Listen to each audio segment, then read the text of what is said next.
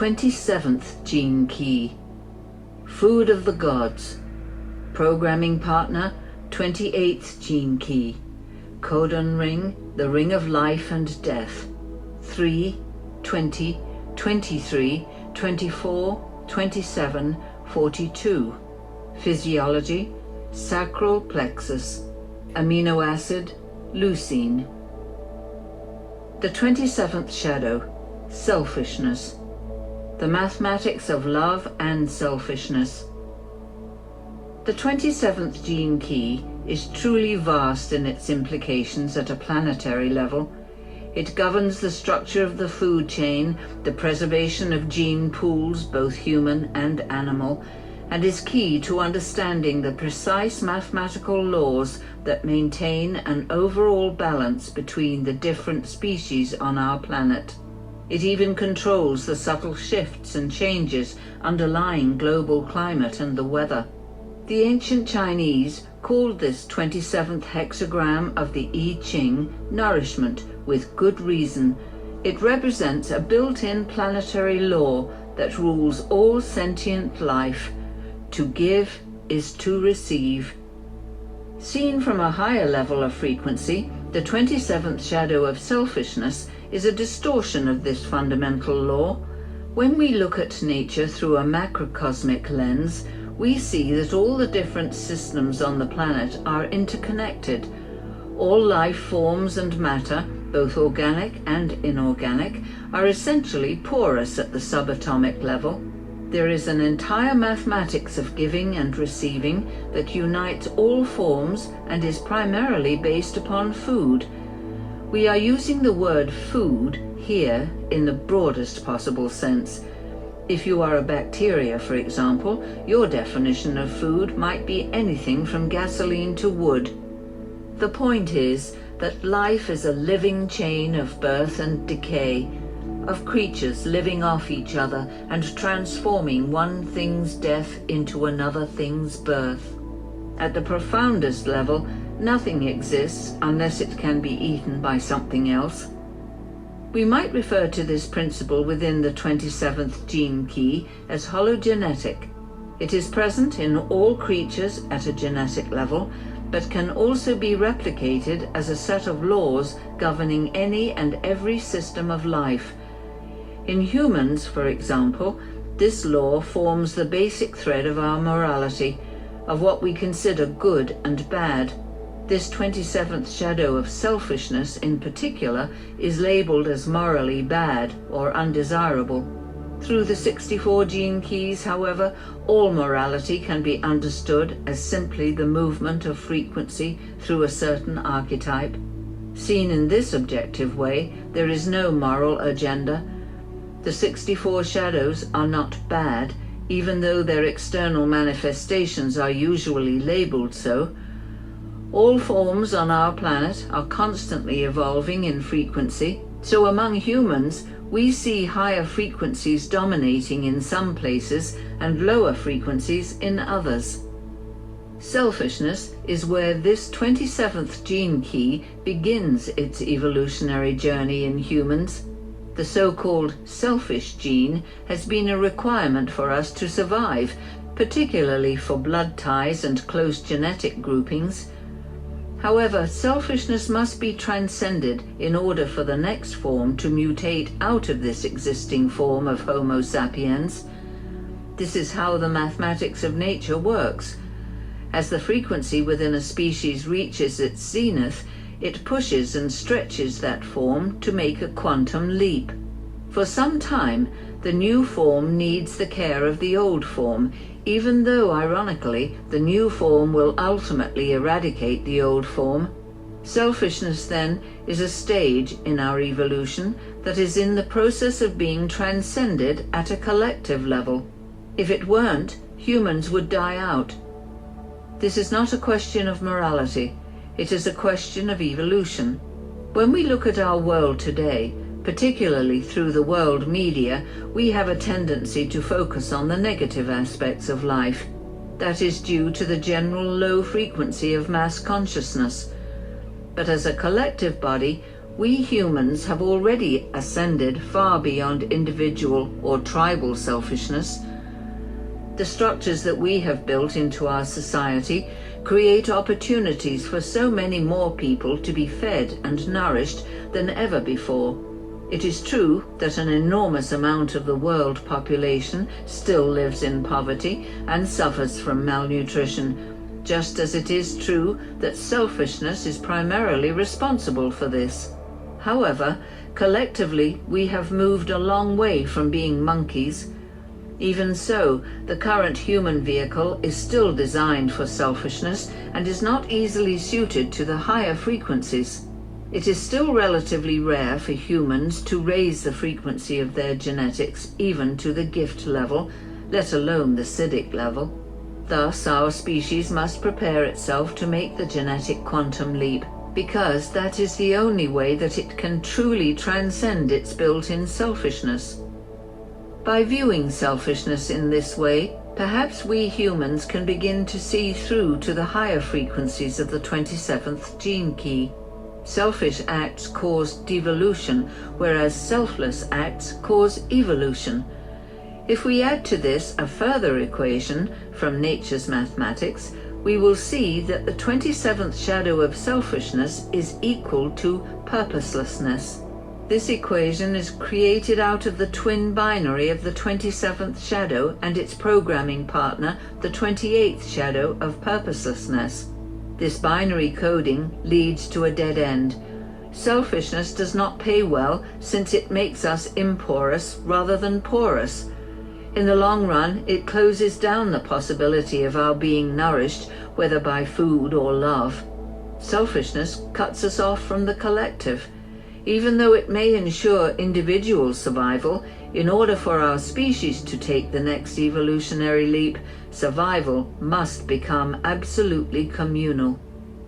As an aspect of the chemical family known as the Ring of Life and Death, the 27th shadow reminds us of the cosmic forces of creation and destruction. Every shadow is destructive and leads to death, whereas every gift leads to life. It is only at the highest Siddhic level that life and death are finally transcended. Each of the codon groups function collectively across the entire gene pool to establish a field of frequency that pervades and influences the whole planet. Because the 27th shadow is bound to the other gene keys in this codon ring, it is easy to see the true nature of selfishness. Through the 24th shadow, we can see how addictive it is. Through the 3rd shadow, how it sets up chaos, and through the 20th shadow, how it requires an absence of basic human awareness.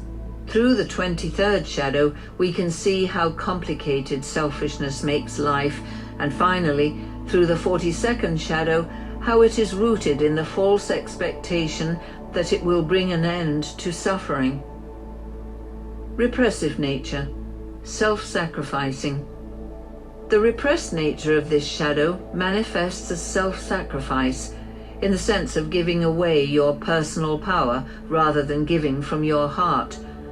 You give to others, but without any natural sense of boundary, which either leads to your being taken advantage of or to a feeling of resentment from the receiver. The laws of life state that there must be a mutually beneficial exchange in order for a relationship to remain healthy. The repressive nature is afraid of its own dark side and tries to gloss it over by expending all its energy on others. Such self-sacrifice also contains a subtle trace of guilt. The frequency of the giving does not come from one's true heart and can only be received in the manner in which it is given, without real gratitude.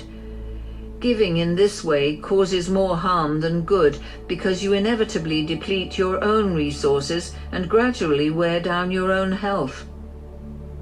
Reactive nature, self-centered. The reactive side of this shadow is about giving with an agenda, and not about being purely selfish in the sense of holding back your energy. These people give to others in order to get something back for themselves. This kind of political giving creates its own aura of manipulation and encourages distrust. When such people give to others and do not get back what they expected, the latent anger of their reactive nature suddenly explodes to the surface. All reactive natures have this capacity to lash out at others, and the 27th shadow can often seem the most shocking because in the beginning it appears to be so generous and giving. This kind of giving comes entirely from the mind rather than from the heart. The 27th gift, altruism, the pod mind. The 27th gift can be understood most clearly by observing it in the animal kingdom. Among the 64 gene keys, there are certain gifts that have a close connection with other species. In the case of the 27th gift, the connection is with other mammals. This gift represents the communal bond that exists between members of a group or family of mammals. For example, in a pod of dolphins, the 27th gift is seen reflected in the pod mind, the invisible psychic force that unites these creatures and keeps them together. The pod mind monitors the safety of the pod as a whole. It functions through each individual dolphin, but is instantly communicated to all members of the pod. The nature of this pod mind is altruism, in the sense that if an individual member of the pod is in danger, all dolphins will turn to assist it. Sometimes in mammals, an older member will even sacrifice itself to save a younger member, thus ensuring the continuation of the lineage. At a higher frequency, this communal altruism that exists between family groups extends to the species as a whole. In humans, altruism ensures our survival as a species. It ensures a happier, healthier life, even though it may not always be the life you were expecting. Giving from the heart can stir up unexpected cosmic forces that work to your favor. To give to others simply for the sake of giving activates healthy currents deep within your body. Through selfishness, you may acquire much for yourself, but you will not acquire a true sense of higher purpose. Purpose flows from altruism like water from a spring. It bubbles up inside you, making you feel warm as well as spreading this feeling to others. Another aspect of altruism is its ability to be detached.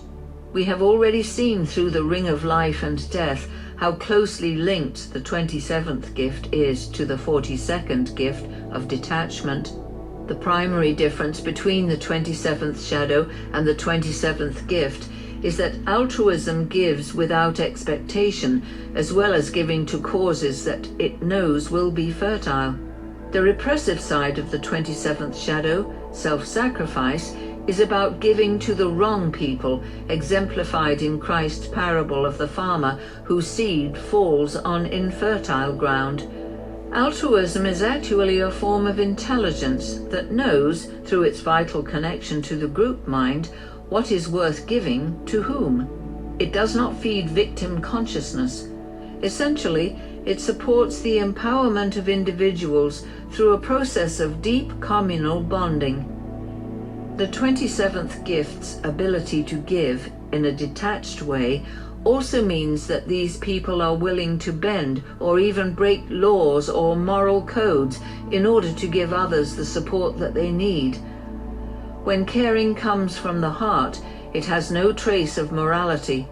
This kind of caring is akin to a parent looking after its child, and indeed this 27th gift has much to do with the education and nurturing of children.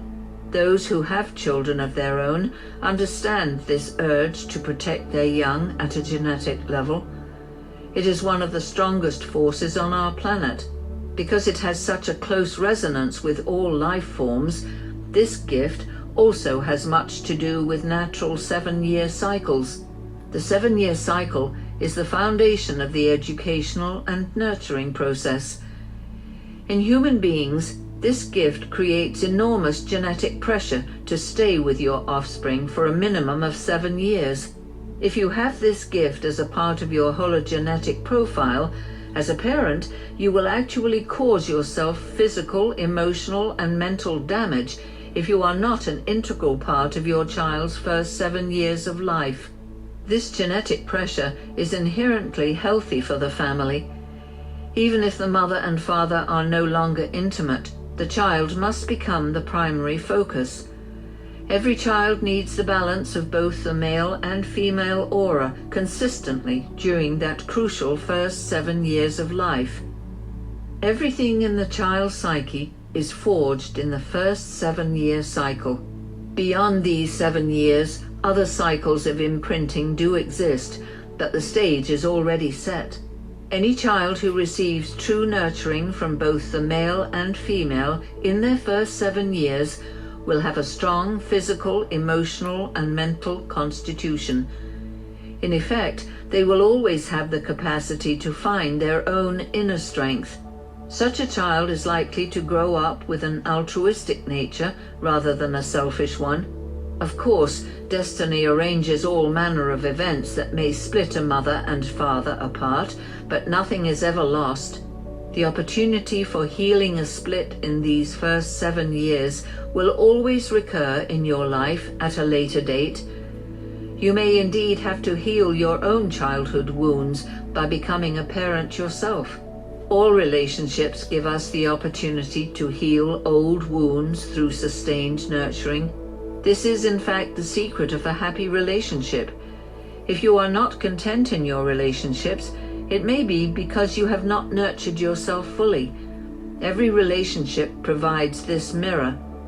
The true nature of the 27th gift is generosity, which is primarily about caring for others and for nature in general. These people can also make wonderful gardeners, since they have a natural connection to the cycles of life and the ebb and flow of nature's rhythms. This gift also has a particular soft spot for those who are weak or afflicted. It is quite natural for those with this gift in their hologenetic profile to find themselves involved in the service professions where they can offer nurturing to others. At a very high frequency, the 27th gift gives off a powerful aura of trust, which is immediately felt by others.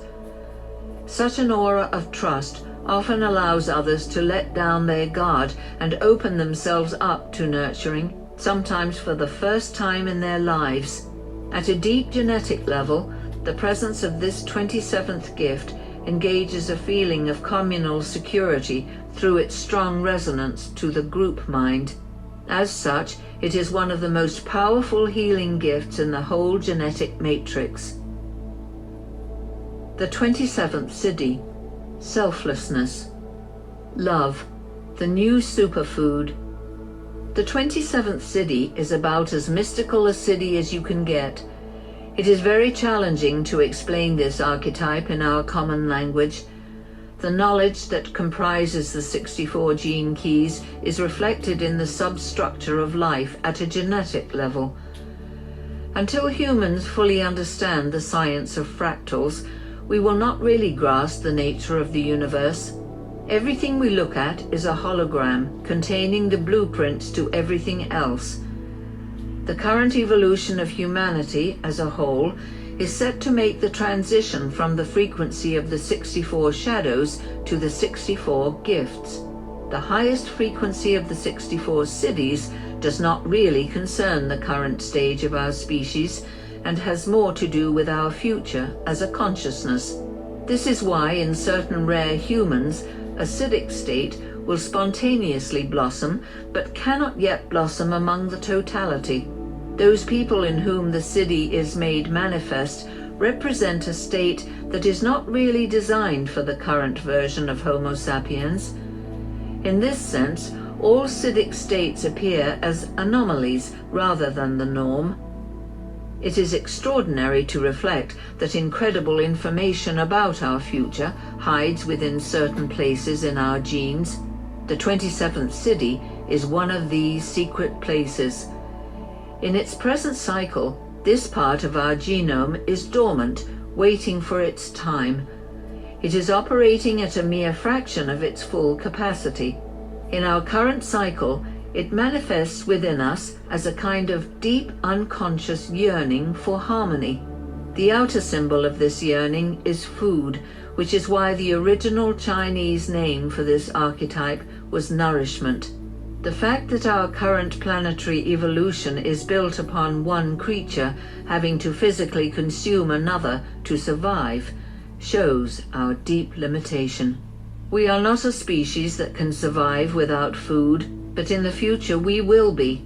At that far-off stage in our evolution, the true nature of 27th Siddhi will become fully apparent.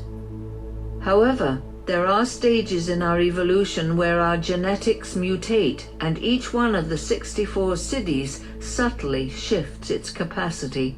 We stand at the cusp of one of the greatest of these changes now. In the next few hundred years, the Siddhi of selflessness will become widespread across our planet. Eventually, this Siddhi will take hold of all life on Earth and bind it together as one creature, although our current carbon-based life forms are not capable of sustaining such a high band frequency. This will presage the time of the ending of food and the dawn of what we now understand as immortality, the 28th Siddhi, the programming partner of the 27th Siddhi. From where we stand now on the evolutionary ladder, this future stage seems like science fiction. When humanity stands in its truth, devoid of any sense of self, true planetary awareness will dawn. In ancient cultures, such as the Aboriginals of Australia, ancient tales exist of a time when the awareness in animals and humans was indistinguishable, and we operated as a single unified field of consciousness. This is the direction in which our human species is headed. At a higher level of reality, we will, in essence, become extinct. We will no longer experience ourselves as a separate species, but will function more like the neurological network for Gaia, the Earth. By taking a walk through each of the 64 Siddhis, you may see the pattern of humanity's eternal quest to meet its divine nature. There have been many different paths towards God. One of the greatest of these paths is the path of service, known in India as Bhakti Yoga, the path of compassion. Also known as the doctrine of harmlessness, this 27th Siddhi of selflessness has manifested in the lives of many saints throughout history. This is not really about being a do-gooder. There are those who try to help others for the wrong reasons, out of the subtlest desire for recognition or to cover up their own deep pain. Selflessness is an absolutely pure yearning to provide succor to others. There is no trace of self-consciousness in it. Such people have made a quantum leap, and the Siddhic energy available to them is enormous. They can work in situations that normal people would find impossible. Despite endlessly giving themselves to others, they don't become depleted, but are continually nourished by the refined currents of the aura of love surrounding them. The mathematics of love are built into the structure of all life, but only when we discover these laws will human beings realize their highest potential. Inherent in the 27th Siddhi is the realization of the divine law of philanthropy, the love of humanity. Philanthropy unlocks the secret of free energy because it gives selflessly of itself, and it gives intelligently. To give without awareness is charity, but to give with awareness is philanthropy. The 27th Siddhi knows how to distinguish between that which is alive and that which is decaying, and it gives unremittingly to that which is alive. At the Siddhic level, the 27th gene key becomes capable of miraculous healing. As long as there is an ounce of life force within something, the vast love coming through the 27th Siddhi can revive it. Because this Siddhi draws upon the entire bioenergetic field of Gaia, it has the capacity to heal any disease or sickness, so long as the indwelling awareness is aligned more strongly with life than with death. One other way of approaching this Siddhi is through the analogy of music. There are certain cities that have a deep relationship to music as the binding force behind all life. This 27th city concerns the music of the elements as they combine and recombine, endlessly feeding off each other. There are indeed precise fractal mathematical laws that govern the cycles of the elements on our planet. The way in which water and air combine, both through the global weather patterns and within the digestive tract and respiratory systems of all creatures, creates an exquisite harmonic if we could but hear it. To reverse an old metaphor, on our planet, love is the food of music, and it can be found everywhere. To those listening through the ears of the 27th city, this love is all they hear. One day, you too will hear this music.